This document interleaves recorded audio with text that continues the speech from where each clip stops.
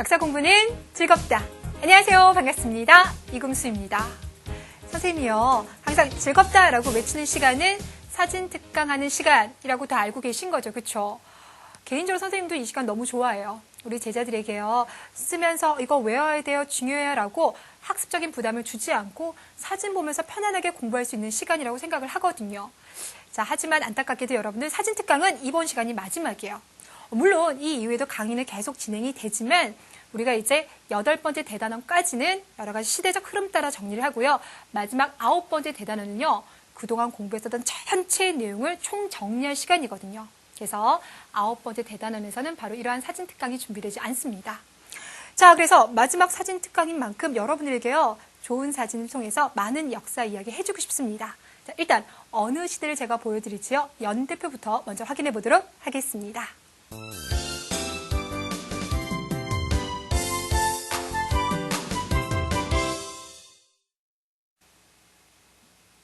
자, 우리 지난 시간까지 어느 시기에 대해서 공부했습니까?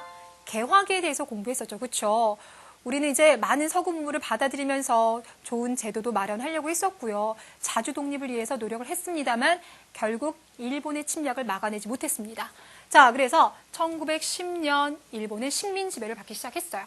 그래서 여러분들 모두 35년 동안 식민 지배를 당하게 되는데요. 우리는 그 시기를 바로 뭐라 하면 일제강점기라고 불러주고요. 드디어 1945년 8월 15일 광복하게 됩니다. 물론 이때 여러분들 중간에 많은 독립운동이 일어났어요. 여러분들이 정말 라고 얘기를 할 만큼 너무나 정말 가슴 벅찬 독립운동이 많이 일어났는데요. 그중에서 우리가 최고의 독립운동으로 꼽는 사건은 바로 1919년에 있었던 3.1운동입니다. 여러분들 많이 알고 계시죠? 3.1운동 하면 대한독립 만세를 외쳤었던 만세 시위운동. 그리고 이 과정 속에서 유관순의 이야기도 전개된 거 알고 계실 겁니다. 사진을 통해서 이야기 펼칠게요. 자, 35년 동안 일본의 식민 지배를 받았다가 1945년 이제 광복을 하게 되는데요. 자, 그런데 여러분 잠깐 보시면은요. 그 광복 이후에 우리가 곧바로 대한민국 정부를 수립하는 건 아닙니다, 여러분들. 안타깝게도요. 우리 한반도 둘러싸고요. 소련이다, 미국이다, 주변 국가들과 얽히는 아주 복잡한 상황들이 전개가 될 거예요. 그래서 광복 후에 곧바로 나라 세우는 건 아니고 3년 후에 나라를 세웠고요. 그것도 안타깝게도 남한과 북한이 분단된 상태로 나라가 세워졌습니다. 그리고 지금까지 역사가 쭉 이어지고 있어요. 거기다 상처가 하나 더 있는 것은 분단돼서 각각의 나라가 세워진 것도 너무나 가슴 아픈데 그로부터 2년 후에 다시 한번 전쟁이 일어나죠. 이것이 바로 6.25 전쟁이에요. 우리 제자들 중에 머릿속에 8.15 광복, 6.25 전쟁이 아주 선명하게 기억되고 있는 제자들도 있지만 선생님 그게 그 사건이군요 라고 너무 헷갈리는 제자들도 있을 것 같은데요. 계율을 통해서 확실하게 머리 정리하신 거죠. 그렇죠? 자, 그러면 지금부터 본격적으로 먼저 일제강점기와 관련된 사진을 보도록 하겠습니다.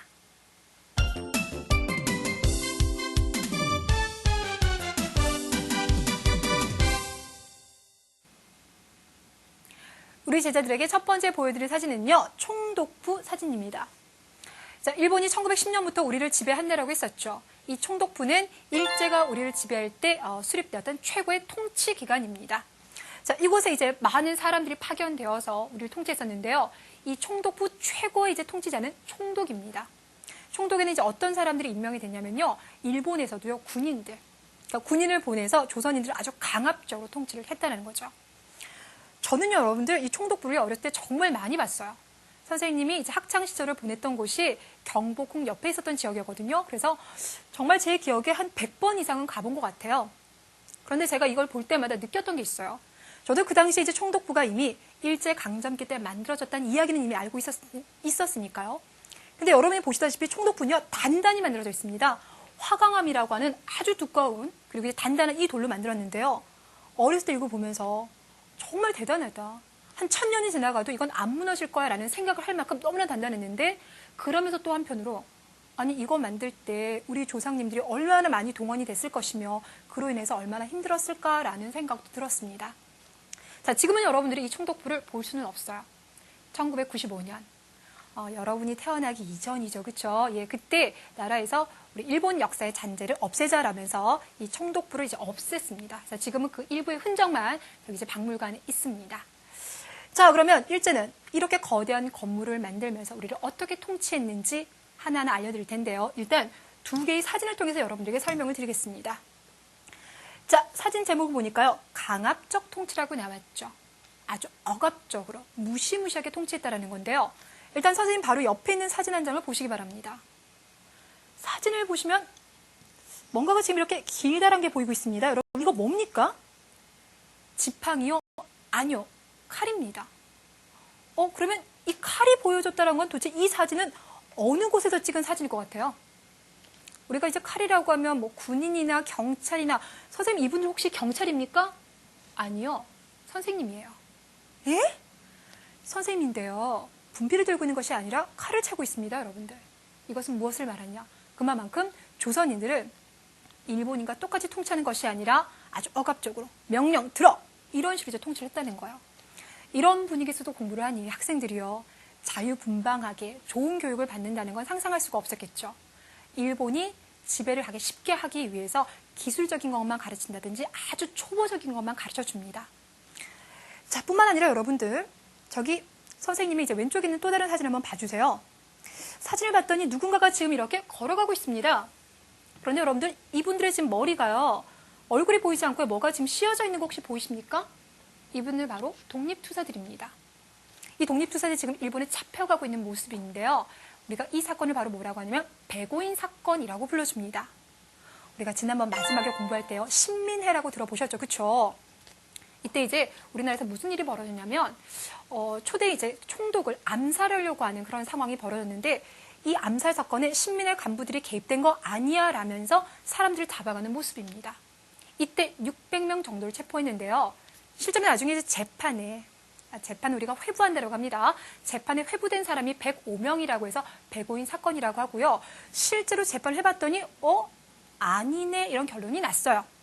근데 문제는 일단 이런 식으로 독립투사들을 이렇게 줄줄이 잡아가다 보니 신민회가 제 기능을 할 수 없었고 신민회뿐만 아니라 많은 독립단체를 이런 식으로 일본에 이제 해방을 놓으면서 해산시켜버렸습니다.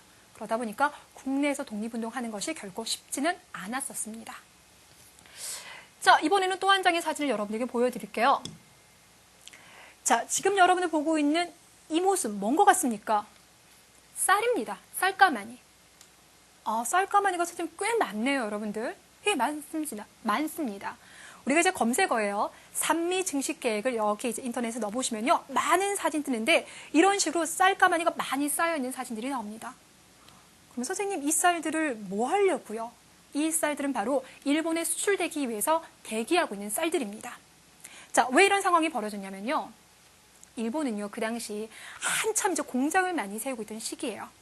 그러니까 일본은 원래 이제 농사를 지었는데 공장을 많이 세우다 보니까 갑자기 일본에서 식량이 부족해요. 일본 공장에서 일하는 노동자들도요, 그거 월급 받아서 쌀 사 먹고 이렇게 해야 되잖아요.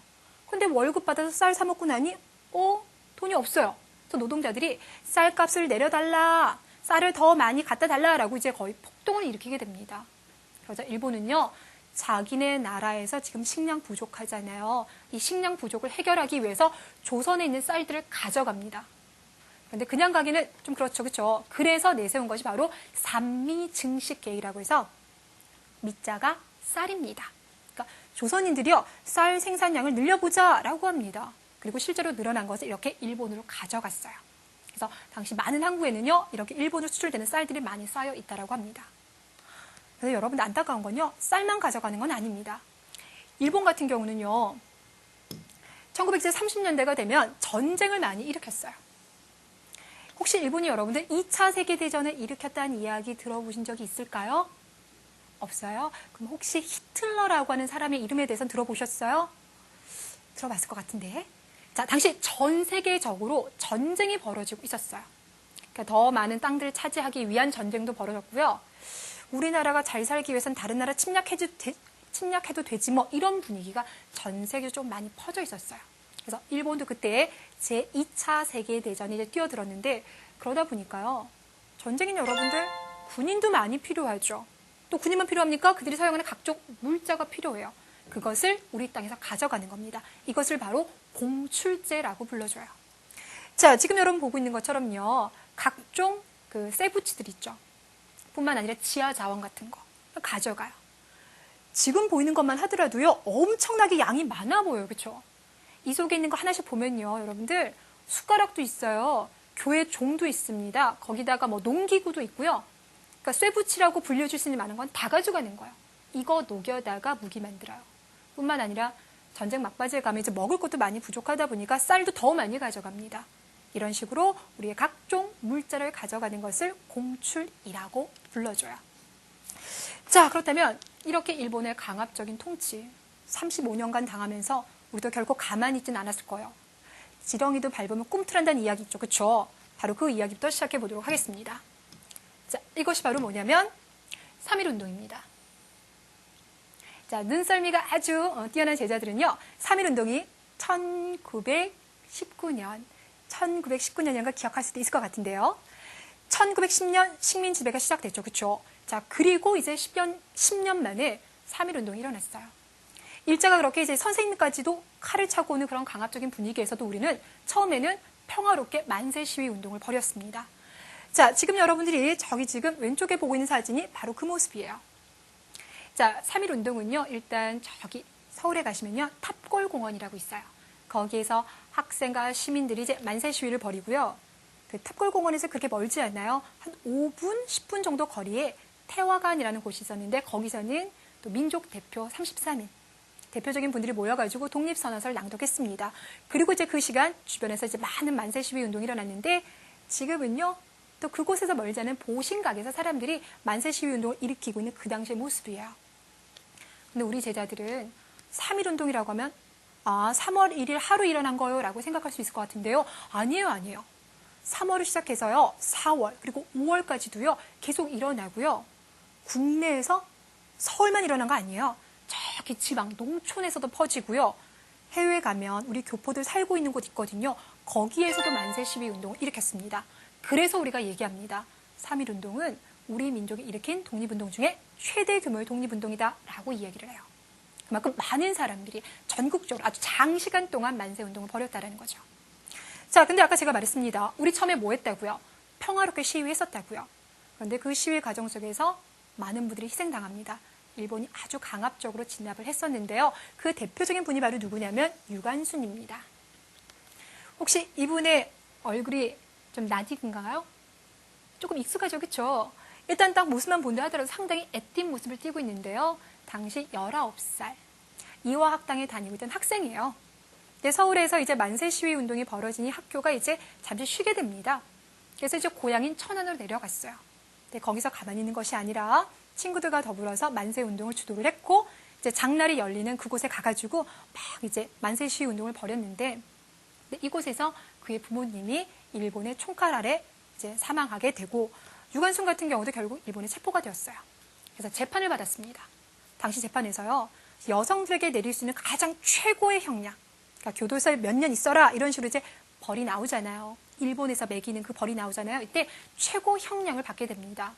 하지만 안타깝게도요, 출소되기 전에, 교도소에 나오기 전에 워낙 고문을 많이 받다 보니까 사망을 했습니다.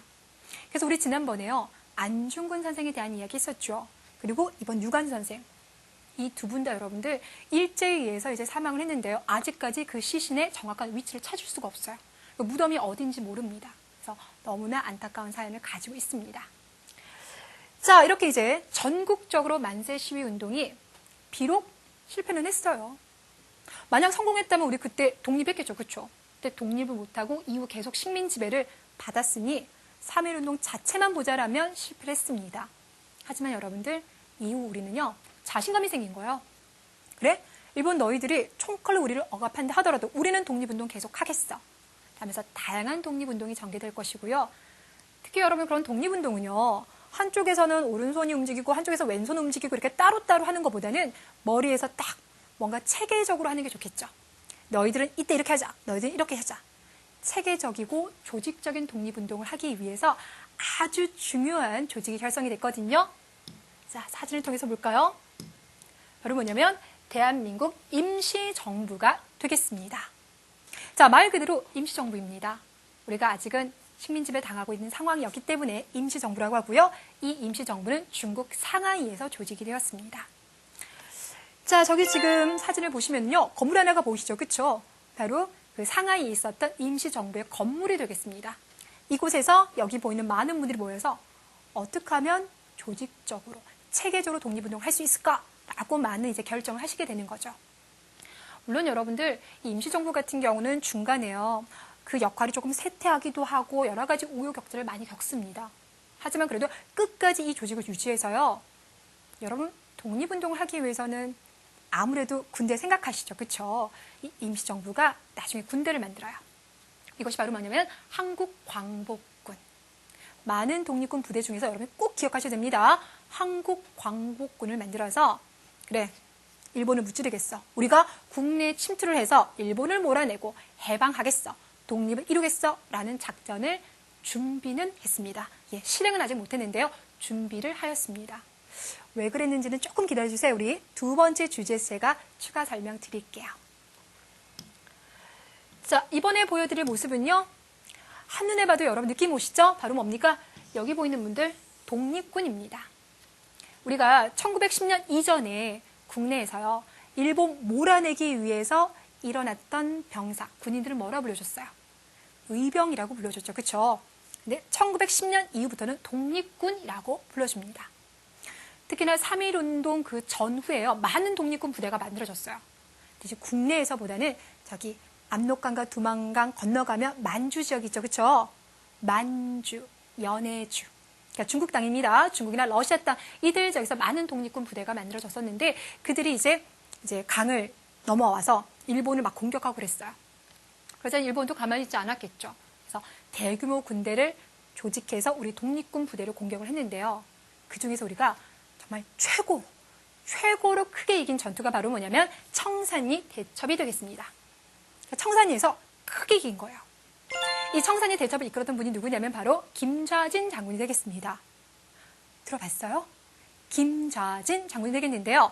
자, 일본이요. 이 당시 이제 두만강 이쪽에 있었던 많은 독립군 부대를 토벌하기 위해서 2만 명이라는 어마어마한 군대를 끌고 왔어요. 이때 김좌진 장군을 비롯해서 주변에 있었던 많은 이제 독립군 부대가 연합을 했어요. 그때 숫자가 이제 2천여 명.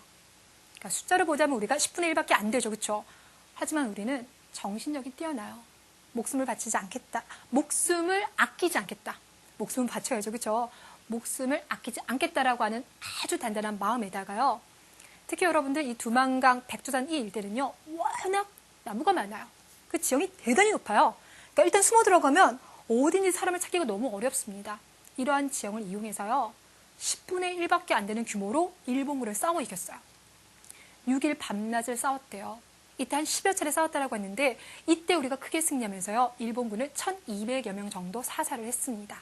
그래서 최대의 승리라고 불러줘요. 물론 이렇게 승리를 거둘 수 있었던 건 계속 말하지만 이 독립군의 헌신적인 노력도 있었고요. 또 그 주변에 살고 있던 우리 동포들의 노력도 있어요. 여자들이라고 가만히 있었던 거 아니에요. 일본의 감시와 총알을 다 피해 다니면서 주먹밥이라도 만들어서 전달해주는 그런 노력이 있었기 때문에 이런 큰 승리를 거둘 수가 있었습니다. 자, 이번에는 조금 더 다양한 또 모습의 독립운동을 보여드릴까요? 자, 지금 여기 보이는 분은 바로 윤봉길 의사가 되겠고요. 그 다음 이분은 주시경 선생이 되겠습니다. 주시경 선생은 이미 조금 익숙하죠. 그렇죠? 먼저 이분에 대해서 말씀을 드리면 주시경 선생은 어떤 분야에서 뛰어난 업적을 보였습니까? 바로 우리말, 국어 연구입니다. 그래서 여러분들 이 국어 연구에서 보면요. 지금은 여러분들 이렇게 다 이렇게 세로 쓰기로 많이 나오고 있죠. 지금은 가로 쓰기를 하고 있죠. 근데 그 당시에는 세로 쓰기를 많이 하고 있었거든요. 근데 가로 쓰기 이제 방법을 도입을 해서 또 뿐만 아니라 국어 문법에 대한 연구를 많이 하신 분. 그래서 이분의 제자들이 나중에 무슨 조직을 만들었어요? 조선어학회라는 조직을 만들었다고 했죠. 그래서 일제의 강압도 피해가면서 많은 성과들이 일어났어요. 대표적인 게 우리 지금 이제 말을 쓸 때 지금 제가 하고 있는 말은 표준어죠. 그렇죠? 이런 표준어가 무엇인지 제정하기도 하고 맞춤법은 이렇게 써야 돼 라고 제정하기도 했습니다. 자, 뿐만 아니라 여러분 윤봉길 의사요. 윤봉길 의사 하면 혹시 폭탄 던진 이야기를 들어보셨습니까? 들어보셨어요? 일본이 아까 침략 전쟁을 이제 1930년대 가면 더 많이 벌인다고 했죠. 그래서 이때가 되면 일본은 중국 땅 지역도 이제 하나하나 공격하기 시작했어요. 1932년 일본은 중국 상하이를 점령하는데요. 드디어 우리 일본이 중국에 왔구나라면서 기념식을 벌이는데 그곳에 가서 폭탄을 던졌고요. 그곳에서 일본의 중요한 사람들을 죽였습니다. 물론 이제 그분은 이제 체포가 되어서 나중에 또 돌아가시게 되지만 이 사건은요, 당시 중국에서도 깜짝 놀랐대요. 그러니까 중국에 100만 대군도 하지 못했었던, 중국이 인구가 워낙 많잖아요. 100만 대군도 하지 못했던 일을 조선의 청년이 해냈구나라면서 그 이후에 우리가 보다 이제 중국 땅에서 독립운동 항의가 조금 더 수월해지는, 그러니까 중국 정부의 지원을 받는 그런 기회를 만들기도 하였습니다. 자, 그러면 이렇게 해서 여러분들 우리가 첫 번째 주제에서 준비한 사진은요, 선생님이 주시경까지 설명하고 마무리하겠고요. 자, 이번에는 해방 이후 두 번째 주제에서 계속 사진 이어가 보도록 하겠습니다.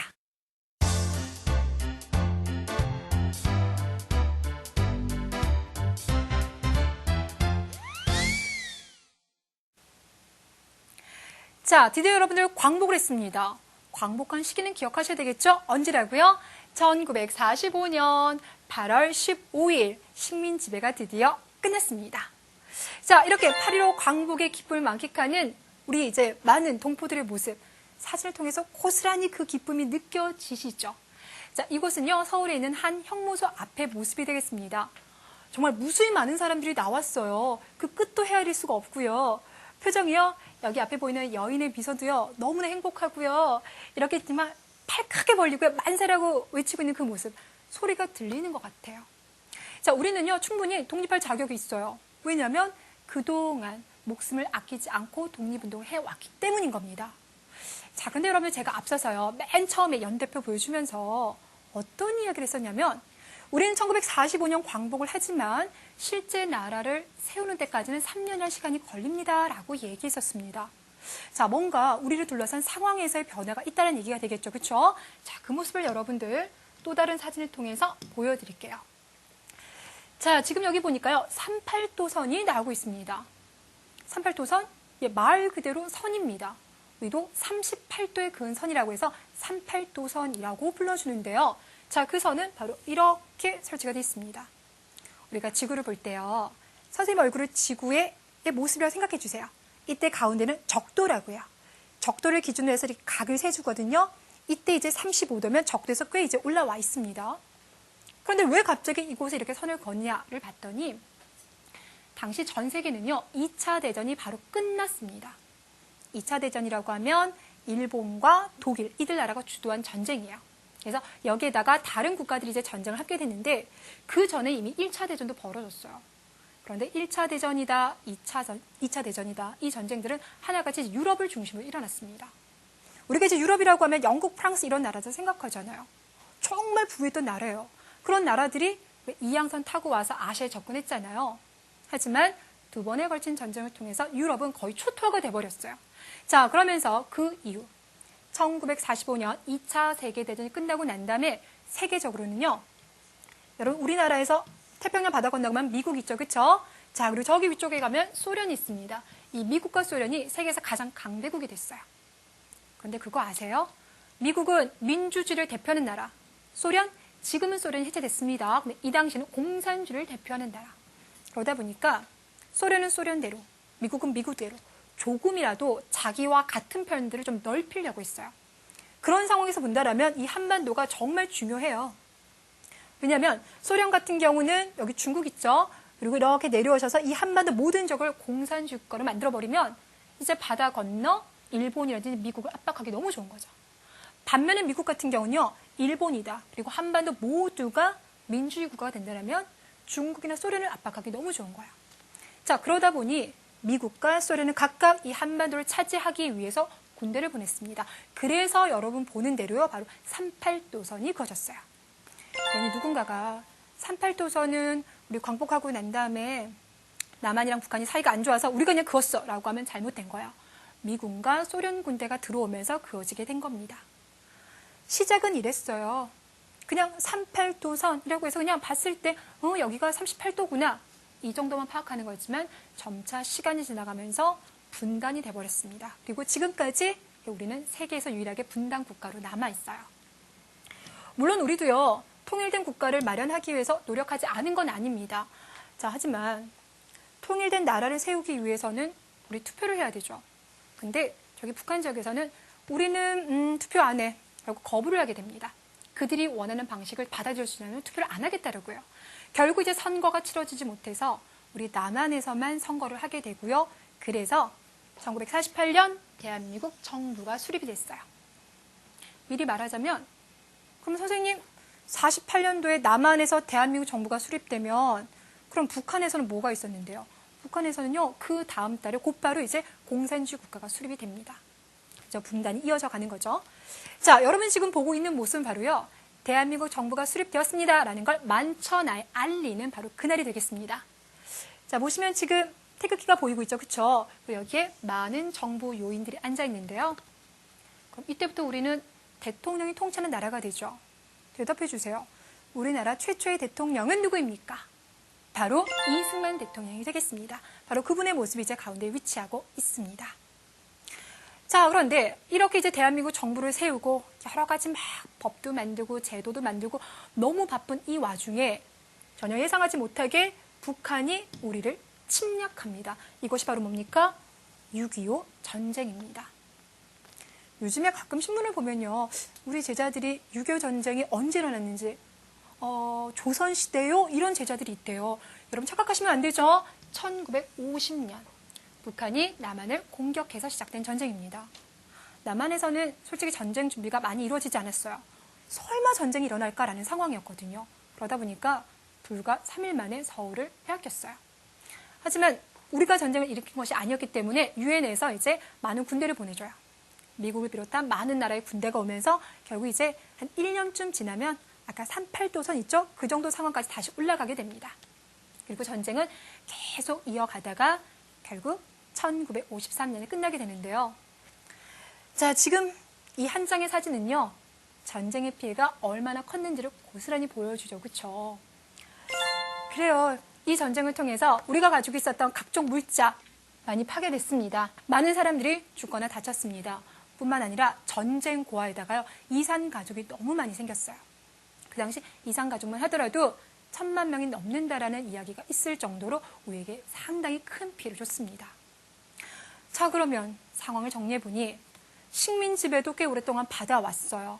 거기다 독립하자마자 나라는 분단되었고 그 위에 전쟁까지 일어났습니다. 근데 여러분들, 이런 역사가요, 100년 전, 200년 전 역사가 아니에요. 불과 60년 전의 역사예요. 그런데 여러분이 살고 있는 지금 대한민국 어떻습니까? 정치적으로나 경제적으로나 우리나라 그렇게 불안정하지 않잖아요. 세계적으로 꽤 잘 사는 나라 축에 들어갑니다. 그렇다면 우리는 여기서 생각해 볼 게 있어요. 이렇게 폐허 속에서 우리가 어떻게 단기간에 성장할 수 있었을까? 지금부터 우리는 그 노력에 대해서 볼 텐데요. 자, 첫 번째 여러분이 보실 노력은요, 바로 4.19 혁명이라고 해서 정치적인 부분입니다. 질문할게요. 대한민국의 대통령 중에서 첫 번째 대통령 누구라고요? 이승만 대통령. 이승만 대통령 같은 경우는요, 뭐 잘하신 점과 잘못하신 부분을 이제 굳이 구분을 하자라면 일단 우리나라에서 민주주의를 도입한 거, 그건 아주 잘한 거죠. 우리가 그러잖아요. 첫 단추를 잘 이렇게 맞춰야 된다라고. 그런 면에서 이제 공산주의가 아니라 민주주의를 채택한 부분은 참 괜찮았지만 이분이 시간이 지나가면서 독재 정치를 가요. 독재가 뭘까요? 국민들의 의견을 듣지 않고요. 난 이렇게 했으면 좋겠어. 내 마음대로 할 거야. 권력을 다 가지려고 하는 것. 이것이 바로 독재가 됩니다. 특히나 헌법을 바꿔가면서 독재를 계속해요. 그래서 들어만 주세요. 그 당시 대한민국 대통령은요, 한 번 당선이 되면 4년을 해요. 대신에 두 번까지 대통령을 할 수가 있어요. 지금은요, 한 번 당선되면요, 5년 하고요, 딱 한 번밖에 못 합니다. 조금 달랐어요. 그래서 이승만 대통령 같은 경우는 법에 따르면 4년 한 번 하고, 4년 한 번 하고, 8년까지 할 수 있는 거죠. 근데 대통령을 좀 오래 하고 싶은 거예요. 그래서 헌법을 바꿨습니다. 뭐로 바꾸냐면, 단, 초대 대통령은 제한 없기라고 바꿔버린 거예요. 그 바꿔 말하면 초대 대통령은 무한히 오랫동안 권력을 잡을 수 있는 것으로 바꿔버립니다. 근데 욕심이 과하면 결국 문제가 터지죠.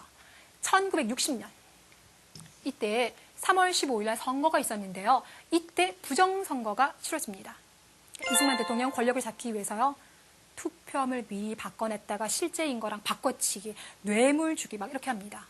하지만 국민들은 여기에 참지 않죠. 결국 봉기를 하게 되고요. 그 봉기가 4.19 혁명으로 이어지는 겁니다. 지금 한눈에 봐도요, 많은 시민들이 지금 나와 있는 모습 보이죠, 그렇죠? 결국 그래서 처음에 이승만 대통령이 아니야, 나 잘못한 거 없어, 나 안 물러날 거야 라면서 계속 버팁니다. 하지만 전국에서 시민들이 저항을 했기 때문에 결국 스스로 물러나요. 이것을 바로 하야라고 합니다. 자, 이렇게 해서 독재 정치를 몰아내고 우리 스스로 이제 민주주의를 발전시키는 그 첫걸음을 만들어냈죠. 자, 이번에는 경제 이야기를 좀 하겠습니다. 여러분들 1960년대와 70년대다라고 하면 여러분 부모님이 보통 이제 태어나신 해가 아닐까 싶어요. 그렇죠? 그렇게 오래된 시기 아니죠. 자, 이 시기는요, 우리 정치도 정치지만 특히 경제 부분에서 볼 게 아주 많아요. 바로 뭐냐면 우리나라 경제가 아주 단기간에 발전했다라는 거. 여러분 그 비법이 뭔지 아세요? 여러 가지가 있지만 일단 우리나라는 수출을 대단히 많이 했어요. 그러니까 우리는 가지고 있는 게요, 뭐 그렇게 많지 않아요. 영토가 넓은 것도 아니고 인구도요, 전 세계 국가에 비하면 그렇게 많은 편이 아닙니다. 그래서 그때 국가가 생각하는 건 일단 나라가 부유해지려면 돈이 많이 생겨야 되고, 그때 말한 돈은 특히나 이제 외국에서 거래한 달러가 되겠죠. 저 달러를 어떻게 하면 벌어들일 수 있을까? 수출을 많이 하자. 그래서 나라에서 수출을 많이 하기 위해서 여러 가지 계획들을 추진하고 공장도 다 마련을 해요. 근데 여러분들, 우리 한반도가 그래도 꽤 길잖아요. 그렇죠? 근데 여기 지금 부산 어디쯤, 포항 어디쯤에 공장이 이렇게 있습니다. 그런데 여기서 공장에서 물건만 만들면 되는 거 아니죠. 그 물건들을 뭐 해야 됩니까? 전국 곳곳에 실어 날라줘야 되고, 그래서 배를 띄워서 외국에 갖다 팔아줘야 돼요. 그렇다면 전국 곳곳을 아주 빠르게 연결해주는 혈관 같은 조직이 필요해요. 이것이 바로 뭐냐면 경부 고속국도가 되겠습니다. 우리나라에요, 많은 고속국도가 있죠. 그렇죠? 그중에서 서울과 부산을 연결한 고속국도인데 1970년에 개통이 됐어요. 질문할게요. 경부에서 경은 서울이죠. 부는 벌써 아십니까? 바로 부산이 되겠습니다. 자, 지금 모습은요, 서울에서부터 부산까지 고속도로 개통된 거 축하합니다 라고 하는 이제 장소가 되겠고요. 여기 보시면 지금 몇 대의 차가 지금 이동하고 있죠. 그렇죠? 그 당시 대통령이 박정희 대통령이었는데 박정희 대통령을 비롯한 많은 정부 요인들이 이제 경부고속도로를 한번 달려보는 겁니다. 예, 그 모습이 돼요. 자, 이렇게 이제 고속도로도 곳곳에 만들고 수출도 많이 하면서 우리나라가 급성장을 하는데요. 자, 그런데 여러분들, 항상 우리가 살아가고 있는 모습을 보면요, 이건 동전의 양면과 같습니다. 좋은 점이 있다면 나쁜 점이 있고요. 앞면이 있다면 뒷면이 있습니다. 바로 무엇을 말하냐? 여러분, 지금은요, 우리나라가 세계적으로 유명한 상품 대단히 많이 있죠.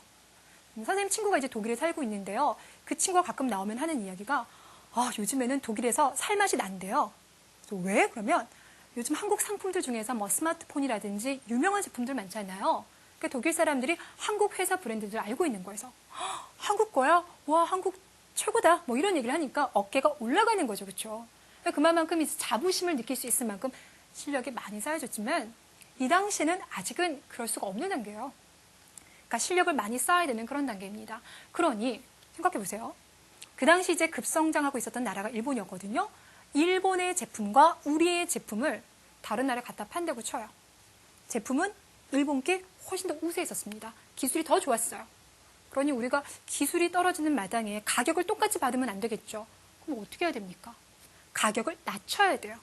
그래서 그때는 우리 제품은 아직은 우리가 기술을 더 많이 보완해야 되지만 그래도 가격이 많이 저렴합니다 라는 걸 내세워서 국제사회에서 이제 수출을 많이 해야 돼요. 그런데 생각해 봅시다. 선생님이 지금 펜을 하나 들고 있어요. 이 펜을 1,000원이라고 할게요. 그럼 이 펜을 1,000원에 팔기 위해서는요, 많은 돈들이 이미 계산이 돼 있는 거예요. 일단 이거 만들려면 플라스틱도 사야 되겠고 뭐도 해야 되겠고 라면서 재료값이 들어가겠죠. 또 공장을 가동하려면 전기료가 들어가야 되겠죠. 사장님 다 계산하시는 거예요.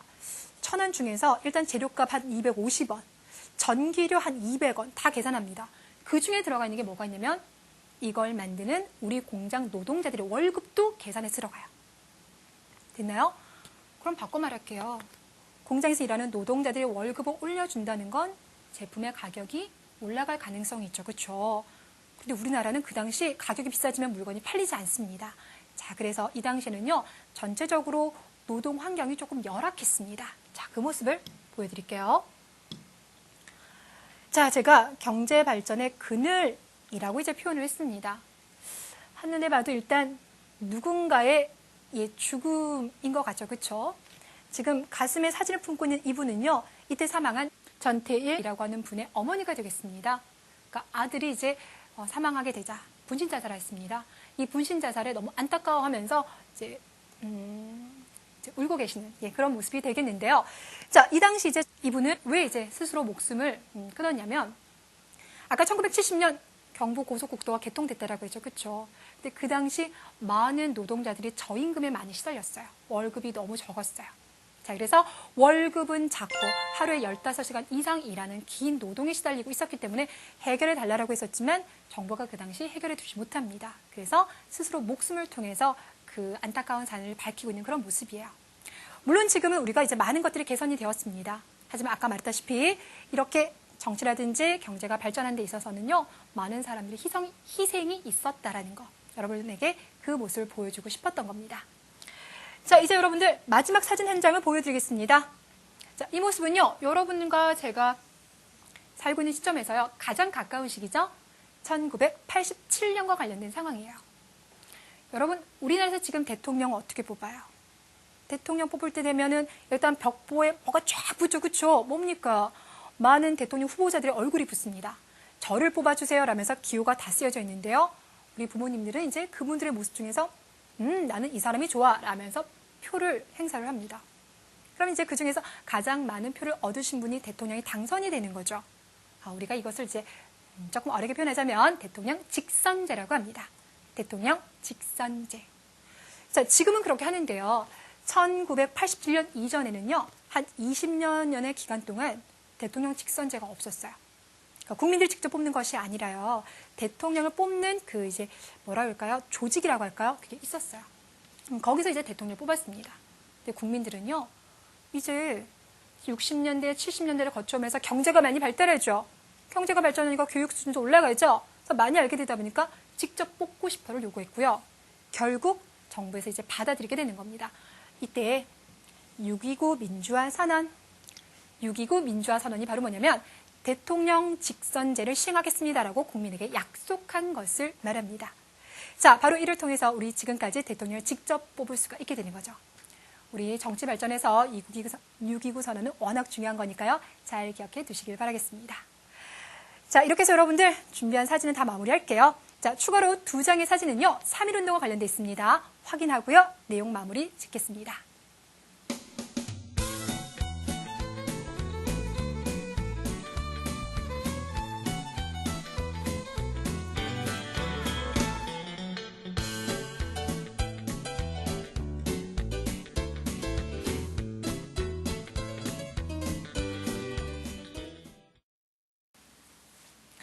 자, 어떻게 여러분들 사진 잘 보고 오셨습니까? 중간에요, 선생님 목이 메이기도 했었죠, 그렇죠? 자, 우리 제자들도요, 이런 사진들 보면서요, 사진이구나 라고 보는 것이 아니라 조금은 감정이입하면서요, 역사는 여러분께서 어떻게 해석하느냐가 상당히 중요한 과목입니다. 자, 우리 제자들 지금까지 본 사진들을 가지고요, 우리 다음 시간 연속 4시간 동안 일제강점기와 대한민국에 대해서 공부하겠습니다. 다음 시간 새로운 모습으로 찾아올 테니까요, 복습 많이 하시고 오시길 바라겠습니다. 수고 많으셨습니다.